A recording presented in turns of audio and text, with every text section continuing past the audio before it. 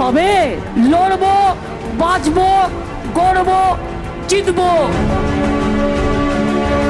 Narendra Modi bakery বাড়িয়ে দিয়েছে 40%, সব বন্ধ করে দিয়েছে। এখন নিজের নামে স্টেডিয়াম করছে, নিজের নামে স্ট্যাচুও করবে। আবার কবে দেখবেন দেশের নাম ভুলিয়ে দিয়ে নিজের নামে দেশের নাম রেখে দেবে। আমরা চাই না, আমরা চাই না, আমরা চাই না, চাই না, চাই না, বিজেপিকে চাই না। আমার সাথে হিন্দু কার্ড খেলতে যাবেন না। আমার সাথে হিন্দু কার্ড খেলতে গেলে আগে বলুন আপনি নিজে ভালো হিন্দু কিনা, হিন্দু ধর্মের আদর্শ, মানুষকে ভালোবাসা। পুরোহিত মশাই, মা তোমার গোত্রটা কি? আমি বলে ফেলেছিলাম মামাটি মানুষ গোত্র। আজকেও তিনি যখন আমায় জিজ্ঞেস করলেন, আমি বললাম দেখুন আমার তো একটা পার্সোনাল গোত্র আছে, সেটা সান্ডিল্য, কিন্তু আমি মনে করি আমার গোত্র মামাটি মানুষ গোত্র। নরেন্দ্র মোদী টাকা দেবে না, একটাও টাকা দেবে না, সব নিয়ে পালিয়ে যাবে। আর ইলেকশনের সময় এসে বলবে सबको एक करेगा, वो करेगा, दीदी को देख लेगा, और तुम्हें छाई करेगा। ডাকাতদের সর্দার তারা কিনা এখন গিয়ে বলছে তৃণমূল কাটমানি ফিরিয়ে দাও, বল 15 লাখ টাকা করে ব্ল্যাক মানি ফিরিয়ে দাও। বিদায় দিন, বিদায় দিন, বিজেপিকে বিদায় দিন।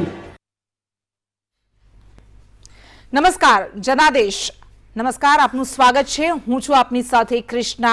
4 રાજ્યો અને એક કેન્દ્ર શાસિત પ્રદેશમાં ચૂંટણીના પરિણામો આવી ચૂક્યા છે। સંપૂર્ણપણે ચિત્ર હવે ધીમે ધીમે સ્પષ્ટ થઈ રહ્યું છે અને જે પરિણામો આવ્યા છે ક્યાંક પરિવર્તન વર્સિસ પુનરાવર્તનનો આખો જંગ હતો અને જે પ્રમાણે સૌથી મહત્વપૂર્ણ રાજ્ય હતું પશ્ચિમ બંગાળ। પશ્ચિમ બંગાળમાં મમતા બેનર્જીએ હેટ્રિક મારી છે। 2011માં મમતા બેનર્જી ફરી એક વખત આવી હતી અને હવે જે રીતે આખું ચિત્ર સ્પષ્ટ થઈ રહ્યું છે અને સૌથી महत्वपूर्ण बैठक थी तेमा पण नंदीग्राममां पण तेमणे शुभेंदु अधिकारीने हराव्या छे 1500 वोटथी। महत्वपूर्ण समाचार 1200 मतथी ममता बेनर्जीए शुभेंदुने हराव्या छे। आ अपडेट मळी रही छे અને જે રીતે આખો જંગ ખેલાયો હતો ભાજપ વર્સિસ ટીએમસી વચ્ચે, ખેલા હોબે વર્સિસ ખેલા શેષ વચ્ચે, અને પરિણામ એ સામે આવ્યા છે કે અત્યારે ભાજપ 2 આંકડામાં સમેટાઈ ગઈ છે। બંગાળમાં ભાજપનો જાદુ નથી ચાલ્યો। ભાજપે આખું કેન્દ્રીય નેતૃત્વ બંગાળમાં ઉતારી દીધું હતું। પ્રધાનમંત્રી નરેન્દ્ર મોદીથી માંડીને ગૃહમંત્રી અમિત શાહ હોય, સ્મૃતિ ઈરાની હોય, જેપી નડ્ડા હોય કે પછી યુપીના મુખ્યમંત્રી યોગી આદિત્યનાથ હોય, તમામ મોટા नेताओने અહીં બંગાળમાં ઉતાર્યા હતા ચૂંટણી પ્રચાર માટે। પરંતુ આખરે જે પરિણામો સામે આવ્યા છે મમતા બેનર્જી તરફથી આ પરિણામો સામે આવ્યા છે અને ફરી એક વખત મમતા બેનર્જી આ રાજ્યમાં જીતી ગઈ છે। મમતા બેનર્જીએ હેટ્રિક લગાવી છે। જે પ્રમાણે આખા પરિબળો સામે આવ્યા હતા અને એવું કહેવાતું હતું કે એન્ટી ઇન્કમ્બન્સી ફેક્ટર ખૂબ જ મોટું છે આ વખતે મમતા બેનર્જીની વિરુદ્ધમાં અને તેમનો સામનો મમતા બેનર્જીએ કરવો પડશે। આ ઉપરાંત ભાજપ દ્વારા જે આક્રમક પ્રચાર કરવામાં આવ્યો હતો તેનો પણ ગેરલાભ થશે મમતા બેનર્જીને। પરંતુ જે પ્રમાણે પરિણામો સામે આવ્યા છે 2016માં જે પરિણામો સામે આવ્યા હતા તેવું જ કંઈક પ્રદર્શન અહીં મમતા બેનર્જીનું ફરી એક વખત દેખાઈ રહ્યું છે। ટીએમસીને બંગાળમાં સ્પષ્ટ બહુમતી મળી રહી છે। પશ્ચિમ બંગાળમાં ભાજપ આ વખતે પરિવર્તનનો દાવો કરી રહી હતી પરંતુ આ પરિવર્તનનો દાવો અહીં નિષ્ફળ રહ્યો છે। શુભેન્દુ અધિકારીના ગઢમાં મમતા બેનર્જીએ ગાબડું પાડ્યું છે કારણ કે નંદીગ્રામ બેઠક એક એવી બેઠક હતી જે શુભેન્દુ અધિકારીની પરંપરાગત બેઠક માનવામાં આવતી હતી અને 2011થી સતત આ બેઠક પર શુભેન્દુ અધિકારી જીતતા આવ્યા હતા। 2011માં નંદીગ્રામ આંદોલનમાં શુભેન્દુ અધિકારી ખૂબ મોટો ચહેરો તરીકે ઉભરી આવ્યા હતા અને ત્યારબાદ આ વખતે પણ શુભેન્દુ અધિકારીએ આ જ બેઠક પરથી લડવાનું નક્કી કર્યું હતું અને તેની સામે આવ્યા હતા મમતા બેનર્જી। શુભેન્દુ અધિકારીની આ વખતે હાર થઈ છે।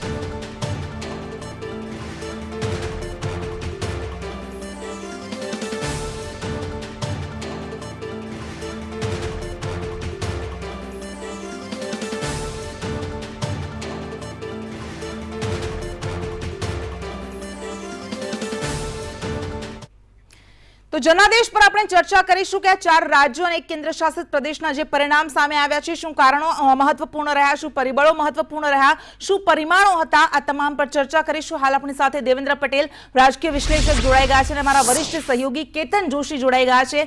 દેવેન્દ્રભાઈ, જે રીતે બંગાળનો જંગ, સૌથી શરૂઆત આપણે ત્યાંથી કરીએ કે બંગાળમાં જે રીતે આખો જંગ ખેલાયો હતો ટીએમસી વર્સિસ બીજેપીનો આ જંગ હતો અને કાંટેકી ટક્કર જોવા મળી રહી હતી। પ્રચાર જે રીતે બંને પક્ષો તરફથી આક્રમક પ્રચાર કરવામાં આવ્યો હતો। ભાજપ સતત પરિવર્તનનો દાવો કરી રહી હતી, પરંતુ સામે પક્ષે ફરી એક વખત મમતા બેનર્જી આ રાજ્ય જીતવામાં સફળ રહી છે। શું લાગે છે, શું કારણો જવાબદાર છે? બહુ જ ઇન્ટરેસ્ટિંગ પ્રશ્ન છે તમારો, અને હું માનું છું કે છેલ્લા એક મહિનાથી દેશની તમામ ન્યૂઝ ચેનલ્સ અને પ્રિન્ટ મીડિયાનું ધ્યાન ખાલી બે મોટી ઘટનાઓ તરફ રહ્યું। એક બાજુ કોરોના, બીજી બાજુ પશ્ચિમ બંગાળનું ઇલેક્શન। આમ તો 5 રાજ્યોનું ઇલેક્શન હતું, પણ જાણે પશ્ચિમ બંગાળની ચૂંટણી જ્યારે મહત્વની હોય એ પ્રકારનું એક એટમોસ્ફિયર હતું। અને ચેનલ્સ પર પણ એક બાજુ કોરોના, એક બાજુ ઇલેક્શન, અને પશ્ચિમ બંગાળના ઇલેક્શન પર આખા દેશની તમામ પ્રજાનું અને તમામ પોલિટિકલ પંડિતોનું અને તમામ વિશ્લેષકોનું ધ્યાન હતું। પશ્ચિમ બંગાળની ચૂંટણીને આપણે જોઈએ તો જે રીતે અત્યારે હિન્દુસ્તાનના બધા સિનેમા થિયેટરો બંધ છે, નાટકના થિયેટરો બંધ છે, પરંતુ પશ્ચિમ બંગાળની ચૂંટણીના જે દ્રશ્યો આપણે ન્યૂઝ ચેનલ્સ પર જોતા હતા એ જોઈને એમ લાગતું હતું કે એક પ્રકારની એક્શન ફિલ્મ અને થ્રિલર જ આપણે જોઈ રહ્યા છીએ। એમાં ડાયલોગ્સ પણ હતા, એની અંદર સંવાદો ઉપરાંત એમાં સેન્ટિમેન્ટ્સ પણ હતા, એમાં ડ્રામેટિક ઘટનાઓ પણ હતી, અને એની અંદર હિંસા અને મારામારી પણ હતું। જે એક એક્શન થ્રિલરમાં જે કંઈ એલિમેન્ટ જોઈએ એ બધા જ હતા। અને એક્શન થ્રિલર કે કોઈ પણ ફિલ્મની ના અંતમાં એક ચમત્કારિક એન્ડ હોય અને જે પ્રેક્ષકોને એક સ્તબ્ધ કરી દે એ પ્રકારના તમામ કેરેક્ટરિસ્ટિક વાળી આ એક એક્શન ફિલ્મ આખા દેશે જોઈ, અને આજે હવે એનો અંત પણ લગભગ હવે આપણે બધા જોઈ રહ્યા છીએ। હું માનું છું કે આ ઘટનાને આપણે એ રીતે કહી શકીએ કે વ્હીલ ચેર વિન્સ, અથવા તો Mamata Banerjee from wheelchair to CM's chair.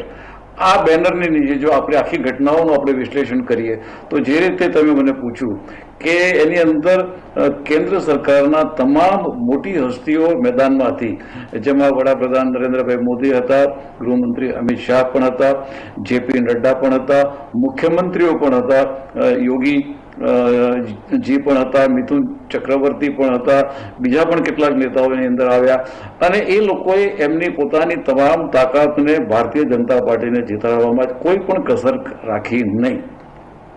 રેલીઓ પણ પ્રચંડ કરી, પણ સૌથી પહેલા જે સ્ટાર ગેલેક્સી જે એટલા મોટા મોટા નેતાઓ આવ્યા અને પશ્ચિમ બંગાળમાં એમણે જે પ્રચાર કર્યો, હું માનું છું આપણે એને અંગ્રેજીમાં એક શબ્દ વાપરી શકીએ કે મલ્ટીફેસ સ્ટેટ આ ઇલેક્શન હતું।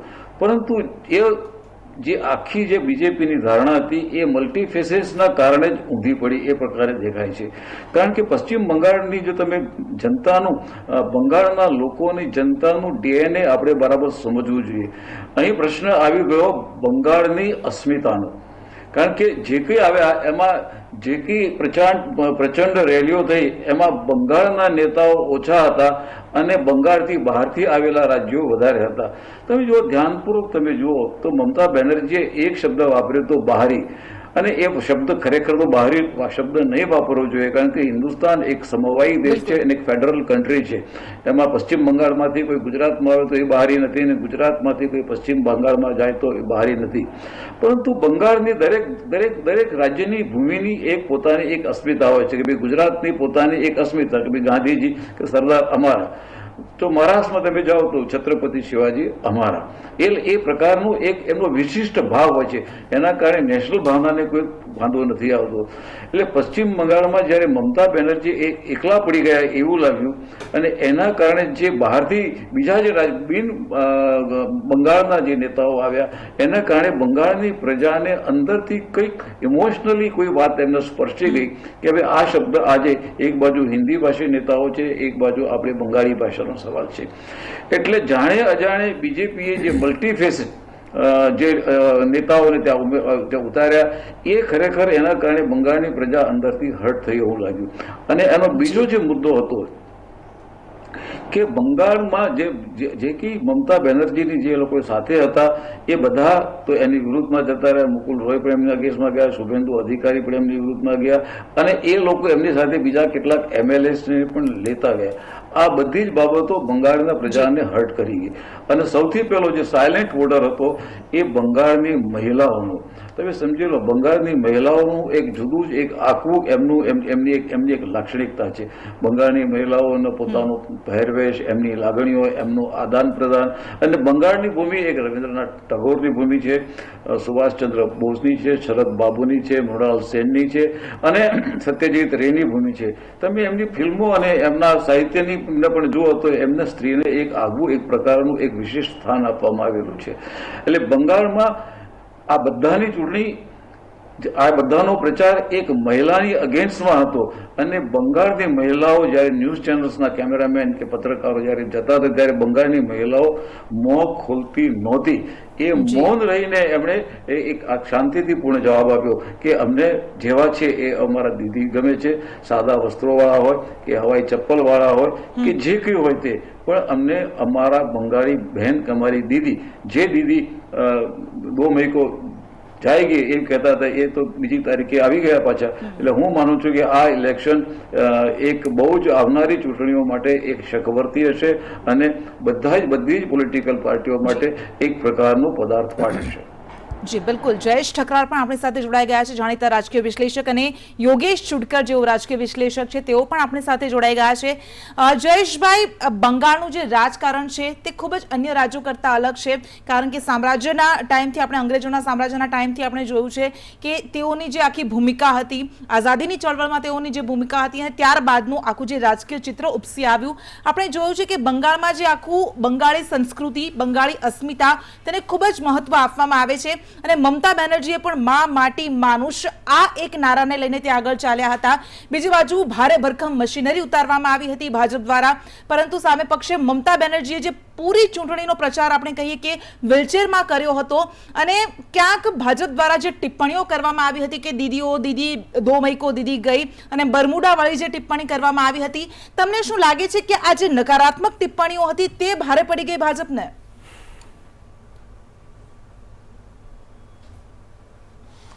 ચોક્કસપણે અભદ્ર ટિપ્પણીઓની ચરમસીમા પશ્ચિમ બંગાળની ચૂંટણીમાં જોવા મળી હતી. એક તરફ જ્યારે આપણે રવિન્દ્રનાથ ટેગોરની વાત કરતા હોઈએ, સત્યજીત રેની વાત કરતા હોઈએ અને વંદે માતરમ કે જનગણમનની વાતો કરતા હોઈએ, અને બીજી તરફ એ જ સ્ટેટમાં જઈ અને આપણે રેલીઓમાં હલ્લાબોલ કરીએ અને એક મુખ્યમંત્રી જે કોઈ પણ શબ્દ બોલે તો એને ટ્વિસ્ટ કરી અને ફરી એને રિબાઉન્સ કરવામાં આવે, આ પ્રકારની પદ્ધતિને નકારી દીધી છે. તદુપરાંત મને એવું પણ લાગે છે કે જે રીતે હોર્સ ટ્રેડિંગ કરવામાં આવ્યું અને ચૂંટણીના સમયમાં જ ડઝનબંધ જેટલા ટીએમસીના નેતાઓને ભાજપે જે રીતે પોતાની તરફ લઈ લીધા, તો લોકો બરાબર સમજે છે કે જો એમને મમતા બેનર્જીથી વાંધો કે વિરોધ હતો તો ચૂંટણી સમયે જ આ બધી ભડાસ કેવી રીતે નીકળી, અને અત્યાર સુધી જે લોકો ભાજપની વિરુદ્ધમાં બોલતા હતા એ અચાનક જ ભાજપની સાથે કેવી રીતે બેસી ગયા, તો લોકો આ બધું જ સમજતા હોય છે.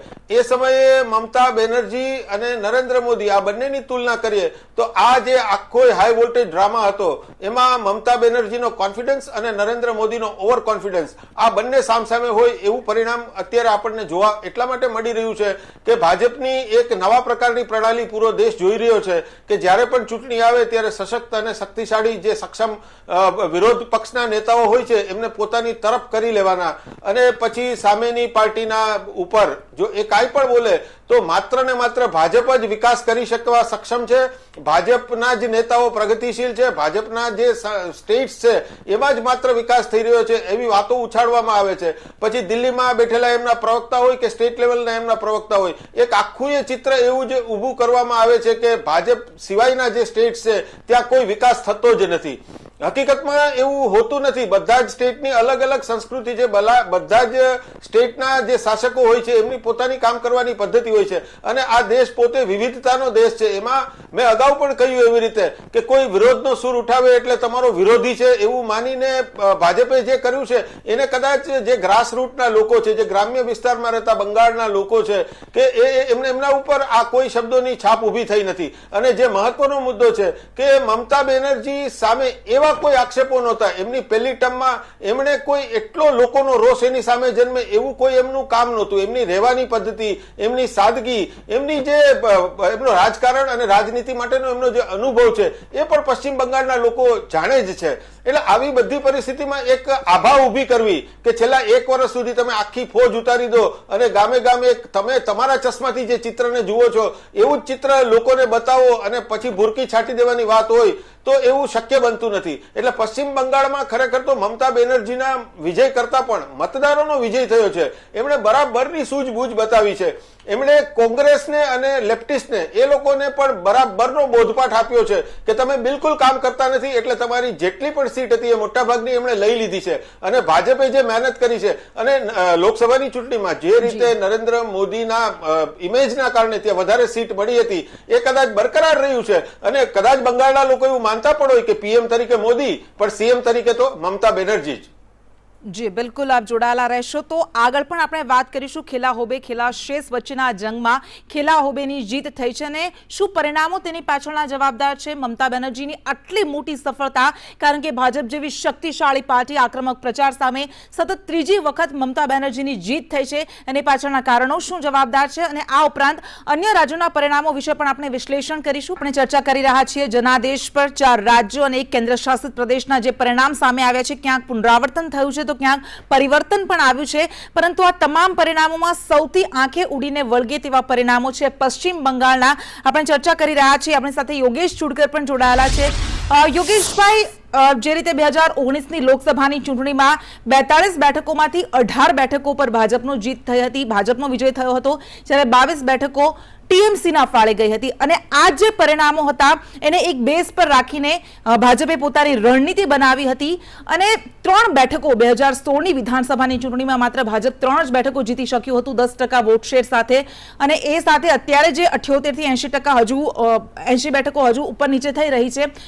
એક રીતે ફાયદો, પરંતુ એક રીતે સૌથી મોટું નુકસાન, કારણ કે આટલી મોટી કેન્દ્રીય નેતૃત્વ અહીં ઉતારવામાં આવ્યું હતું, આટલી મોટી મશીનરી ઉતારવામાં આવી હતી અને લોકસભાનું જો વિધાનસભાની સીટમાં આપણે પરિવર્તિત કરીએ તો 121 થી 125 જે સીટ મળે છે એની સામે આ 2 આંકડામાં સમેટાઈ ગઈ છે ભાજપ. આપણે કહ્યું એ વાત સાચી છે કે લોકસભામાં 18 સીટો મળી હતી એમને, ત્યારે એના હિસાબે એમને ડેટા એવો ગણ્યો કે એક લોકસભાની સીટમાં 6 વિધાનસભાની સીટો આવે એટલે 18 છક 108 જેટલી સીટો આપણે મેળવી શકીશું. બાકીનું તો આપણી પાસે મોદીનું નામ છે એટલે વધારે સીટો મળશે. પણ હંમેશા આ લોકશાહીમાં એક ગણિત એવું રહ્યું છે કે દિલ્હી માટેનું લોકસભા માટેનું મતદાન જુદા પ્રકારનું હોય છે અને રાજ્ય સરકાર માટેનું વિધાનસભાનું મતદાન જુદા પ્રકારનું. રાજસ્થાનમાં પણ રાજસ્થાનમાં પૂરેપૂરી લોકસભાની સીટો ભાજપને મળી, પણ સરકાર તો પરિસ્થિતિ અત્યારે, અને દેવેન્દ્રભાઈ એમને બહુ સરસ વાત કરી કે બંગાળનું પોતાનું એક કલ્ચર છે, એનો એક સંસ્કાર છે અને એ સંસ્કારને આધારે ત્યાં આગળ જે લાગણીઓ અથવા ઇમોશન જે છે એ બહુ અગત્યનું છે. એટલા માટે કે દાખલા તરીકે આપણા પૂર્વ રાષ્ટ્રપતિ પ્રણવ મુખર્જી, એમને આપણે પ્રણવ મુખર્જી આપણી ગુજરાતી ભાષામાં કહીએ તો બરોબર ના લાગે, એમને પ્રણવ મુખર્જી જ કહેવું પડે. એટલે એક ઉચ્ચારણથી માંડીને બધી જ બાબતમાં સુભાષ બાબુથી વાત હોય કે શરદચંદ્રની વાત હોય કે રવિન્દ્રનાથ ટાગોરની વાત હોય, ત્યાંના જે સંસ્કાર છે એ બહુ અલગ છે અને એમને એમનું પોતાનું એક કલ્ચર છે. હમણાં બહેનોને માટેની વાત થઈ તો ત્યાં મહિલાઓ પણ એટલી બધી સંવેદનશીલ છે કે એની ઉપર કેટલી બધી નવલકથાઓ લખાઈ છે, ત્યાંના ફિલ્મો પણ સ્ત્રી પ્રધાન રહ્યા છે. એટલે આ રીતે ત્યાં જે ભારતીય જનતા પાર્ટીએ આ વખતે જે રણનીતિ ઘડી, અને એ રણનીતિમાં મારે તો એક વાક્ય એવું કહેવું છે કે જરા યોગ્ય નથી, પણ ભારતનું પાટનગર દિલ્હી નહીં પણ ભારતનું પાટનગર કલકત્તા હોય અથવા તો પશ્ચિમ બંગાળ હોય એવી રીતે આખી સરકાર દિલ્હીની ત્યાં ઉતરી પડી હતી. મુખ્ય આપણા વડાપ્રધાનશ્રી હોય, ગૃહપ્રધાનશ્રી હોય, ડિફેન્સ મિનિસ્ટર હતા, ભારતીય જનતા પાર્ટીના પ્રમુખ હતા, યુપીના ચીફ મિનિસ્ટર હતા, બધા ત્યાં લાગી પડ્યા હતા. જાણે કે માત્ર, અને આખા દેશમાં કોરોનાની અત્યારે મોટી મહામારી ચાલી રહી છે બધું ભૂલી ગયા અને ત્યાં આગળ બધું આખું આપણું ટોટલ નેતૃત્વ ત્યાં ઉતરી ગયું અને એ વખતે બધા કોરોના ભૂલી ગયા. અને એક બીજી વાત મારે ધ્યાન દોરવી છે કે નરેન્દ્રભાઈ મોદીની રેલીઓ થાય ત્યારે 5 લાખથી પણ વધુ લોકો આવે. આટલી મોટી મેદની થાય પણ એ મેદની મતમાં પરિવર્તન ના, એટલે લોકોના ટોળા ભેગા થાય એ મતમાં કવર થાય એવું નથી હોતું. અને આ હું કેટલા વખતથી જોઈ રહ્યો છું એક રાજકીય નિરીક્ષક તરીકે કે જ્યાં પણ મોટા ટોળાઓ ભેગા થાય પણ એ મતમાં પરિવર્તિત નથી થતા. એટલે ગમે એટલી મોટી રેલીઓ થઈ હોય. અને બીજી બાજુ નરેન્દ્રભાઈ અમને બધાને ભારતના નાગરિકોને એવી સલાહ આપતા હતા કે તમે SMS નું પાલન કરો, એટલે સોશિયલ ડિસ્ટન્સ નું પાલન કરો, તમે 6 જણાથી વધારે ભેગા ના થાવ. પણ એને બદલે 5 લાખથી વધુની રેલીઓ ત્યાં થાય ત્યારે એમણે એમ ના કર્યું. એ વખતે કોરોના ભૂલી ગયા. એવી જ રીતે અમિત શાહની વાત હોય, મોઢા ઉપર માસ્ક ના પહેરવો, આ બધા દ્રશ્યો પ્રજાએ જોયા છે. હું તો ભારતની પ્રજાની સમગ્ર ભારત પ્રજાની વાત બંગાળની વાત કરો. બંગાળમાં તમે મમતા દીદી માટે ગમે તેવી ભાષા વાપરો, ગમે તેવા શબ્દો વાપરો, એમના માઇનસ પોઈન્ટો ઘણા હશે. અને જ્યારે કોઈ માણસ ઘણા બધા નકારાત્મક પોઈન્ટ્સ છે, આપણે આગળ પર ચર્ચાને યથાવત રાખીશું.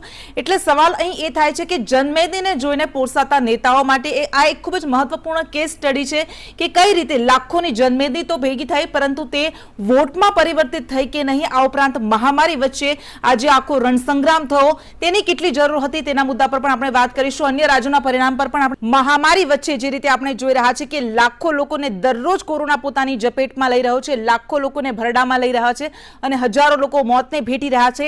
તેવા સમયે આ ચૂંટણી યોજાય, ચૂંટણી કેટલી જરૂરી હતી અને જો જરૂરી હતી તો શું તેને ઓછી જે જનમેદની ભેગી કરવામાં આવી તે ટાળી શકાય ન હોત? એવા અનેક સવાલો થઈ રહ્યા છે. હવે આપણે ચર્ચાને આગળ ધપાવીશું.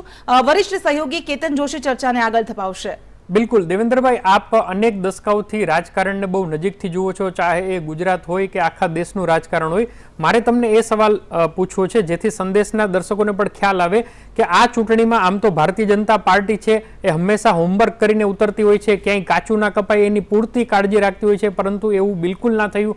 તો શું આપણે એવું કહી શકાય કે જ્યારે દેશ એક બહુ મોટી મહામારીમાંથી પસાર થઈ રહ્યો હતો, એવામાં ભલે ચૂંટણી પણ યોજાઈ ગઈ હોય, પરંતુ ચૂંટણીની અંદર સભાઓમાં પણ ક્યાંય એવું ન દેખાણું કે આ પાર્ટીને થોડીક પણ ચિંતા હોય. અને જે રીતે લોકો પણ ત્યાં ગેધરિંગ થયું અને આ આખું પરિણામ આવ્યું, તો ક્યાંક ને ક્યાંક ગુસ્સો પણ લોકોનો હતો કે જો કદાચ બંગાળમાં આવી જાય તો પછી કોરોનાને કઈ રીતે ટેકલ કરશે. મતલબ તમે કઈ રીતે જોઈ રહ્યા છો? શું કોરોનાને લાઇટલી લીધો એટલે ન માત્ર ભાજપને પરંતુ કોંગ્રેસને પણ ફટકો પડ્યો, અન્ય રાજ્યોમાં જે રાજ્ય સરકારો હતી, સ્થાનિક પક્ષ હતા, એમને ફાયદો થયો, પરંતુ જે મોટા પક્ષો હતા એમને નુકસાન થયું? તમે કઈ રીતે જુઓ છો આ પરિણામને?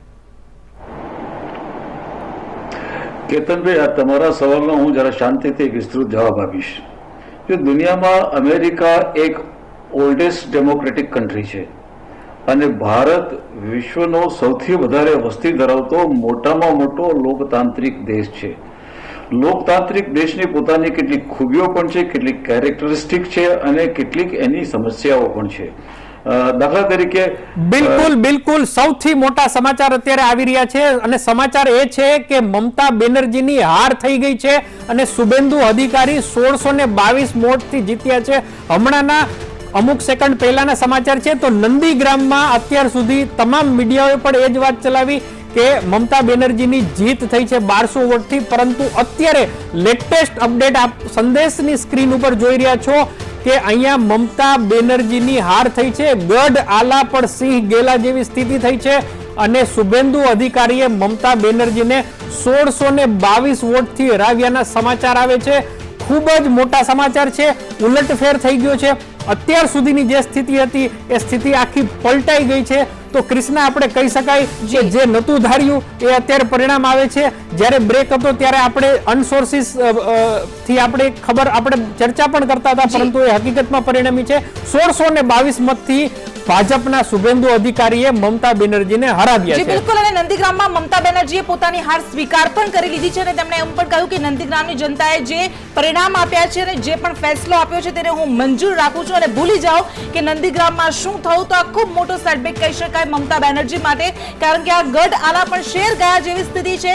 મમતા બેનર્જીએ ટીએમસીએ જ્યારે એક બાજુ પશ્ચિમ બંગાળમાં આટલી મોટી જીત હાંસલ કરી છે, પરંતુ બીજી બાજુ નંદીગ્રામમાં મમતા બેનર્જીની હાર થઈ છે. આ મહત્વપૂર્ણ બેઠક હતી, ખૂબ જ મહત્વપૂર્ણ બેઠક હતી અને આ એક એવી બેઠક હતી કે જેને લઈને ખૂબ મોટો જંગ લડાયો હતો. મમતા બેનર્જી પોતાની પરંપરાગત જે બેઠક હતી ભવાનુપુર બેઠક, એ બેઠક છોડીને નંદીગ્રામમાંથી લડ્યા હતા, કારણ કે ખૂબ મોટો પડકાર હતો અને શુભેન્દુ અધિકારીની ચેલેન્જ તેમણે સ્વીકારી હતી અને આ બેઠક પરથી તેમણે ફોર્મ ભર્યું હતું. પરંતુ અત્યારે જે સમાચાર સામે આવી રહ્યા છે, અત્યાર સુધી જે સમાચાર સામે આવતા હતા કે નંદીગ્રામમાંથી મમતા બેનર્જીની જીત થઈ છે, પરંતુ આખરે પરિણામોમાં ખૂબ મોટો ઉલટફેર થયો છે અને દીદી બંગાળ તો જીતી ગયા પરંતુ નંદીગ્રામ હારી ગયા છે.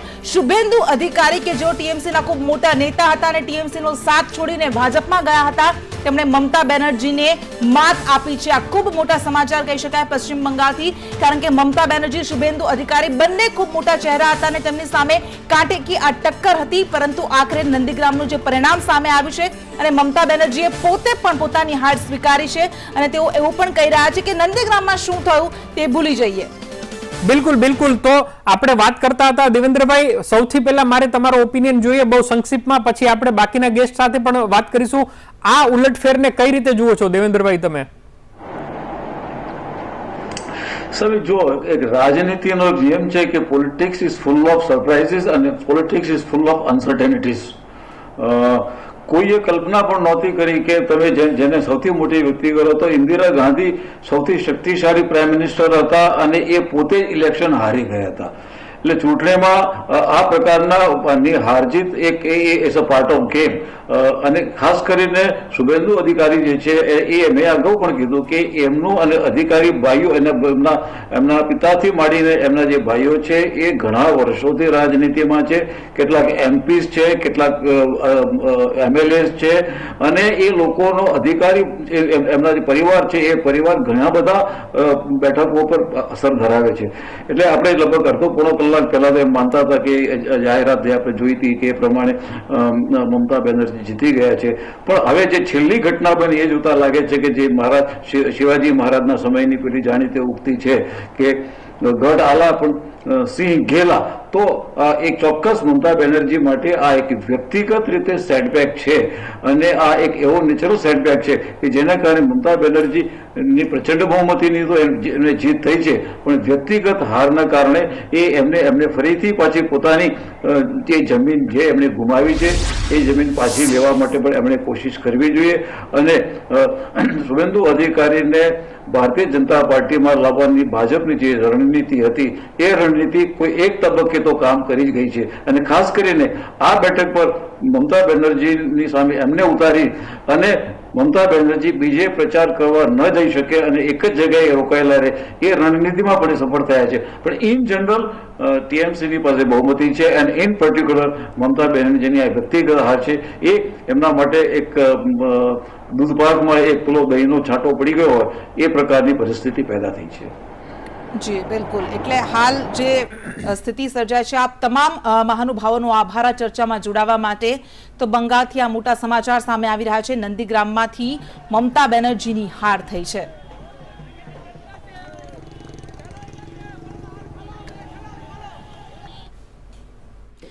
તો મહામારી વચ્ચે આ જનાદેશ આવ્યા, અનેક સવાલો ઉઠી રહ્યા છે, પરંતુ આ પરિણામો જે આવ્યા છે એ સ્વીકારવા જ પડશે. અને પશ્ચિમ બંગાળ જે સૌથી મહત્વપૂર્ણ અને હાઈ પ્રોફાઇલ રાજ્ય ગણાવવામાં આવતું હતું આ ચૂંટણીઓને લઈને, ત્યાંના જે પરિણામો આવ્યા છે ખરેખર આશ્ચર્યથી ભરપૂર આ પરિણામ રહ્યા છે. કારણ કે એક બાજુ ટીએમસીની ભવ્ય જીત થઈ છે, પરંતુ બીજી બાજુ ટીએમસીનો મોટો ચહેરો, ટીએમસીનું નેતૃત્વ કરનાર મમતા બેનર્જી પોતાની જ બેઠક પરથી હારી ગયા છે. વેલ, આગળ પણ સમાચારનો સિલસિલો યથાવત રહેશે.